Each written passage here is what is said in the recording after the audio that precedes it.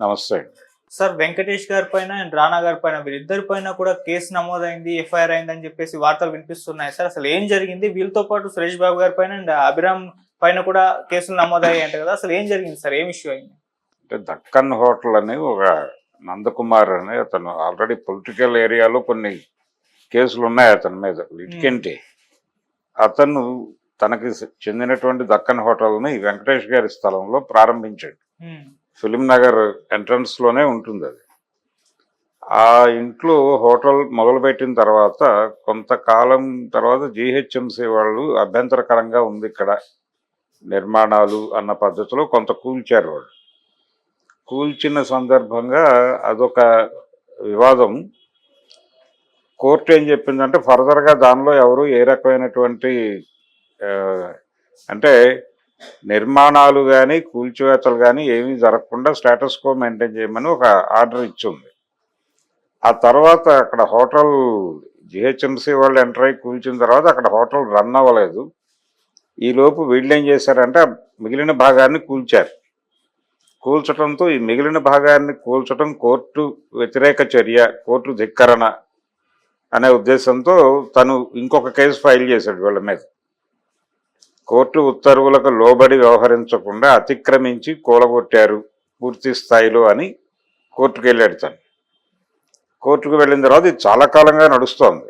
అతని మీద అంటే వీళ్ళ మీద కేసులు నమోదు చేయటం కానీ అలాంటిదేం చేయలేదు. ఇతను కోర్టులో కంప్లైంట్ చేశాడు, లోకల్ పోలీసు పట్టించుకోలేదు. ఇది పరిస్థితి. అయితే ఇప్పుడు ప్రత్యేకంగా నాంపల్లి కోర్టు ఏం చేసిందంటే ఇతను ఒక కంప్లైంట్ చేస్తున్నాడు కదా గతంలో, అంటే జిహెచ్ఎంసీ వాళ్ళు కూల్చేసిన తర్వాత కోర్టు చెప్పినటువంటి నిర్ణయం ఆ స్థలంలో ఎటువంటి కార్యక్రమాలు టేకప్ చేయొద్దు అని కోర్టు చెప్పిన నిర్ణయానికి వ్యతిరేకంగా వాళ్ళు ఎంటర్ అయ్యి వ్యవహరించారు కాబట్టి కేసు ఎందుకు పెట్టకూడదు, అది కోర్టు నిర్ణయ అతిక్రమణ కిందకు వస్తుంది కదా అని ఏదైతే కంప్లైంట్ ఇచ్చినటువంటి వ్యక్తి వాదిస్తున్నాడో ఆ వాదనతో కోర్టు ఏకీభవించి వాళ్ళ మీద కేసు ఎందుకు నమోదు చేయకూడదు, మీరు ఎందుకు చేయలేదు అనేది ఫిలిం నగర్ పోలీసుల్ని క్వశ్చన్ చేసింది. క్వశ్చన్ చేయడంతో ఇప్పుడు వీళ్ళు ఏదైతే జరిగిందో దానిలో ఎవరెవరు ఇన్వాల్వ్ అయ్యారో ఆ కూల్చివేత సందర్భంగా ఎవరెవరు ఇన్వాల్వ్ అయ్యారో నిజానికి ఎక్కువ ఇన్వాల్వ్మెంట్ అభిరామ్ది అనేది ఆ రోజున బయటకు వచ్చిన వార్తలు. అయితే టోటల్గా ఫ్యామిలీ మెంబర్స్ అందరినీ ఆ కేసులో ఇంక్లూడ్ చేసేటువంటి ప్రయత్నం జరిగింది. అందులో రానా ఉన్నాడు, సురేష్ బాబు గారు ఉన్నాడు, వెంకటేష్ గారు ఉన్నాడు. అందరూ నిజానికి వెంకటేష్ గారి ఇల్లే అది, వెంకటేష్ ఇల్లుగానే పాపులర్ అది.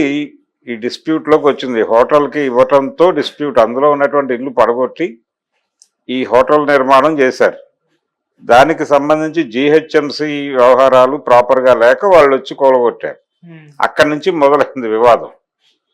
ఇది ప్రభుత్వానికి హోటల్కి జరగాల్సిన వివాదం అనుకోకుండా ఒక టర్న్ తీసుకుని స్థల వివాదంగా మారి స్థలం తాలూకా యజమానులకి ఆ హోటల్ నిర్వాహకుడికి మధ్య వివాదంగా మారిపోయింది. ఆ మారిపోయి ఇప్పుడు వీళ్ళని స్ట్రైట్గా పార్టీలుగా చేరుస్తూ పోలీసులు వీళ్ళ మీద కేసు నమోదు చేశారు. ఈ నమోదైనటువంటిది సివిల్ డిస్ప్యూటే కాబట్టి కోర్టులో కంటెస్ట్ చేస్తారు. కంటెస్ట్ చేసి వీళ్ళు కూడా లాయర్లను పెట్టుకుంటారు. వీళ్ళ ఎవిడెన్సెస్ ఏవో వీళ్ళు ప్రొవైడ్ చేస్తారు. ఏ పరిస్థితుల్లో వెళ్లాల్సి వచ్చింది లోపలికి ఇవన్నీ ఎస్టాబ్లిష్ చేసి ఏదో ఒక పద్ధతిలో దాన్ని క్లియర్ చేసుకుని బయటపడతారు. పెద్దగా ఆందోళన పడాల్సింది ఏం లేదు. ఇది సెటిల్ అయ్యే వ్యవహారమే, సెటిల్ చేసుకుంటారు. కోర్టు బయటే సెటిల్ అవుతుంది. ఇది కోర్టులో ఫైనల్గా ఒక కంక్లూజన్కి వస్తారు. అందరూ కలిసి అక్కడ కలిసిపోయేటువంటి ప్రయత్నం జరుగుతుంది. ఒక రాజీ వ్యవహారం. ఈ రాజీ చేసుకోవటం కోసం ఇప్పుడు వీళ్ళ మీద కేసు సీరియస్గా ముందుకు నడిపించేటువంటి ప్రయత్నం చేస్తున్నాడు అతను. ఈ కేసును క్లోజ్ చేయాలంటే ఏం చేయాలంటే కూర్చొని సెటిల్ చేసుకోండి. ఆ నష్టం ఏదో ఉంటుంది అతనికి జరిగిన నష్టాన్ని వీళ్ళు భర్తీ చేసేస్తే కోర్టు అతని కేసు వాపస్ తీసుకుంటారని అనొచ్చు.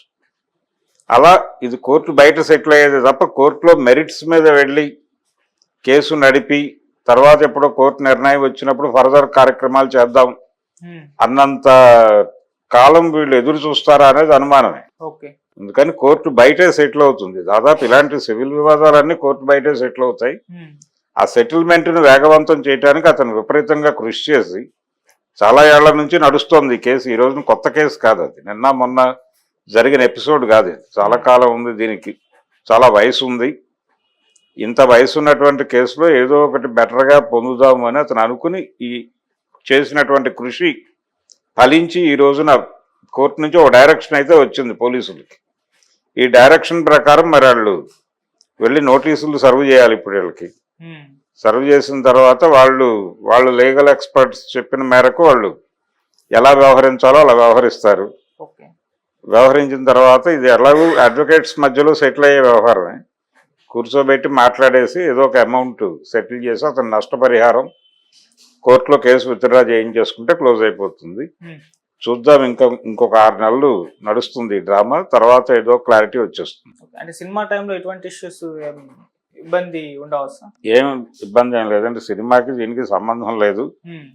వాళ్ళు ఒకళ్ళకి ప్రాపర్టీ అద్దెకి ఇచ్చారు, ఆ అద్దెకి తీసుకున్న అతని నిర్మాణాలకి ప్రభుత్వం అది వెంకటేష్ ఇల్లుగానే పాపులర్. అది ఈ డిస్ప్యూట్లోకి వచ్చింది. హోటల్కి ఇవ్వటంతో డిస్ప్యూట్, అందులో ఉన్నటువంటి ఇల్లు పడగొట్టి ఈ హోటల్ నిర్మాణం చేశారు. దానికి సంబంధించి జిహెచ్ఎంసి వ్యవహారాలు ప్రాపర్గా లేక వాళ్ళు వచ్చి కూలగొట్టారు. అక్కడి నుంచి మొదలైంది వివాదం. ఇది ప్రభుత్వానికి హోటల్కి జరగాల్సిన వివాదం అనుకోకుండా ఒక టర్న్ తీసుకుని స్థల వివాదంగా మారి స్థలం తాలూకా యజమానులకి ఆ హోటల్ నిర్వాహకుడికి మధ్య వివాదంగా మారిపోయింది. ఆ మారిపోయి ఇప్పుడు వీళ్ళని స్ట్రైట్గా పార్టీలుగా చేరుస్తూ పోలీసులు వీళ్ళ మీద కేసు నమోదు చేశారు. ఈ నమోదైనటువంటి ఇది సివిల్ డిస్ప్యూటే కాబట్టి కోర్టులో కంటెస్ట్ చేస్తారు. కంటెస్ట్ చేసి వీళ్ళు కూడా లాయర్లను పెట్టుకుంటారు, వీళ్ళ ఎవిడెన్సెస్ ఏవో వీళ్ళు ప్రొవైడ్ చేస్తారు, ఏ పరిస్థితుల్లో వెళ్లాల్సి వచ్చింది లోపలికి ఇవన్నీ ఎస్టాబ్లిష్ చేసి ఏదో ఒక పద్ధతిలో దాన్ని క్లియర్ చేసుకుని బయటపడతారు. పెద్దగా ఆందోళన పడాల్సింది ఏం లేదు, ఇది సెటిల్ అయ్యే వ్యవహారమే. సెటిల్ చేసుకుంటారు, కోర్టు బయటే సెటిల్ అవుతుంది. ఇది కోర్టులో ఫైనల్ గా ఒక కంక్లూజన్కి వస్తారు అందరూ కలిసి, అక్కడ కలిసిపోయేటువంటి ప్రయత్నం జరుగుతుంది. ఒక రాజీ వ్యవహారం. ఈ రాజీ చేసుకోవటం కోసం ఇప్పుడు వీళ్ళ మీద కేసు సీరియస్ గా ముందుకు నడిపించేటువంటి ప్రయత్నం చేస్తున్నాడు అతను. ఈ కేసును క్లోజ్ చేయాలంటే ఏం చేయాలంటే కూర్చుని సెటిల్ చేసుకోండి, ఆ నష్టం ఏదో ఉంటుంది అతనికి జరిగిన నష్టాన్ని వీళ్ళు భర్తీ చేసేస్తే కోర్టు అతని కేసు వాపస్ తీసుకుంటారని అనొచ్చు. అలా ఇది కోర్టు బయట సెటిల్ అయ్యేది తప్ప కోర్టులో మెరిట్స్ మీద వెళ్ళి కేసు నడిపి తర్వాత ఎప్పుడో కోర్టు నిర్ణయం వచ్చినప్పుడు ఫర్దర్ కార్యక్రమాలు చేద్దాం అన్నంత కాలం వీళ్ళు ఎదురు చూస్తారా అనేది అనుమానమే. అందుకని కోర్టు బయటే సెటిల్ అవుతుంది. దాదాపు ఇలాంటి సివిల్ వివాదాలన్నీ కోర్టు బయటే సెటిల్ అవుతాయి. ఆ సెటిల్మెంట్ను వేగవంతం చేయడానికి అతను విపరీతంగా కృషి చేసి చాలా ఏళ్ల నుంచి నడుస్తోంది ఈ కేసు. ఈ రోజున కొత్త కేసు కాదు, అది నిన్న మొన్న జరిగిన ఎపిసోడ్ కాదు, ఇది చాలా కాలం ఉంది, దీనికి చాలా వయసు ఉంది. ఇంత వయసు ఉన్నటువంటి కేసులో ఏదో ఒకటి బెటర్గా పొందుదాము అని అతను అనుకుని ఈ చేసినటువంటి కృషి ఫలించి ఈ రోజున కోర్టు నుంచి ఒక డైరెక్షన్ అయితే వచ్చింది పోలీసులకి. ఈ డైరెక్షన్ ప్రకారం మరి వాళ్ళు వెళ్ళి నోటీసులు సర్వ్ చేయాలి ఇప్పుడు వీళ్ళకి. సర్వ్ చేసిన తర్వాత వాళ్ళు లీగల్ ఎక్స్పర్ట్స్ చెప్పిన మేరకు వాళ్ళు ఎలా వ్యవహరించాలో అలా వ్యవహరిస్తారు. వ్యవహరించిన తర్వాత ఇది ఎలాగూ అడ్వకేట్స్ మధ్యలో సెటిల్ అయ్యే వ్యవహారమే. కూర్చోబెట్టి మాట్లాడి